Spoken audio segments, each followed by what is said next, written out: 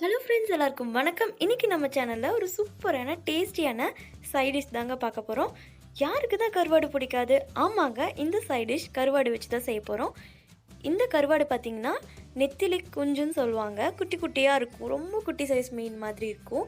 இது ஒரு 50 கிராம் போல் எடுத்து ஃபர்ஸ்ட் நம்ம நல்லா தண்ணியில் க்ளீன் பண்ணிடலாம். இதில் கல் மண் அந்த மாதிரிலாம் ஏதாவது இருந்துச்சுன்னா ஃபர்ஸ்ட் இதை க்ளீன் பண்ணிட்டோன்னா அதெல்லாம் போயிடும். க்ளீன் பண்ணக்கப்புறமா இதை நம்ம மறுபடியும் ஒரு கொஞ்சமாக தண்ணி சேர்த்து ஊற வச்சிடலாம். இது எவ்வளோ நேரம் ஊறணும்னு பார்த்தீங்கன்னா நம்ம ப்ரிப்பேர் பண்ணுற அளவுக்கு. ஸோ கடாயில் வந்து 2 டேபிள் ஸ்பூன் எண்ணெய் சேர்த்துட்டு கொஞ்சமாக கடுகு கருவேப்பிலை போட்டிருக்கேன்.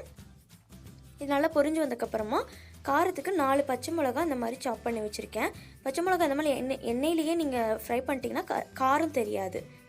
ஸோ இது கூட ஒரு கைப்பிடி அளவுக்கு சின்ன வெங்காயம். கருவாடுக்கு எப்போவுமே சின்ன வெங்காயம் ரொம்ப ரொம்ப டேஸ்ட்டாக இருக்கும். தேவையான அளவுக்கு உப்பும் இப்போயே சேர்த்துக்கலாம். இந்த கருவாடில் நிறைய உப்பெல்லாம் எதுவுமே இருக்காது.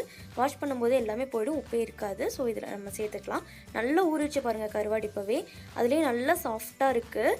ஸோ இதுக்கு நம்ம தனியாக தண்ணிலாம் தெளிக்கணும்னு கூட அவசியமே இல்லை. அப்படியே நம்ம போட்டு வறுத்துட்டோம்னாலே போதும். அப்படியே உடஞ்சி வரும் இந்த ஸ்டேஜ்லேயே கருவாடு. அந்தளவுக்கு சாஃப்டாக ஊறிருக்கு. இதுக்கு கொஞ்சமாக மஞ்சத்தூள் போட்டோன்னா அந்த பச்சை வாசம், அந்த ஒரு மாதிரி கருவாடு ஸ்மெல் வந்து எதுவும் அடிக்காது. நல்லாயிருக்கும். க்ளீனாக சாப்பிடும்போது அந்த ஸ்மெல் எதுவுமே தெரியாது.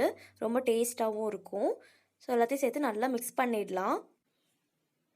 கடைசியாக ஒரே ஒரு முட்டை சேர்த்துக்கலாம். இது கூட முட்டை வந்து இந்த மாதிரி நம்ம சேர்க்கும்போது நீங்கள் நினைப்பீங்க பச்சை வாசனை அடிக்குமே அப்படின்னு சொல்லிட்டு. அந்த மாதிரிலாம் எதுவுமே இல்லை. நம்ம வந்து சேர்க்கும்போது இந்த மாதிரி கொஞ்சம் குழ குழன்னு தெரியும். அந்த பார்க்கும்போது அப்படி ஃபீல் ஆகும். பட் கடைசி வரைக்கும் நல்லா கொஞ்சம் ட்ரை ரோஸ்ட் பண்ணிட்டீங்கன்னா சூப்பராக இருக்கும். தயிர் சாதம், ரசம் எதுனாலும் இதை வச்சுக்கிட்டு சாப்பிட்டா உள்ளே போயிட்டே இருக்கும். ரொம்ப டேஸ்டியாக இருக்கும். ட்ரை பண்ணி பாருங்கள்.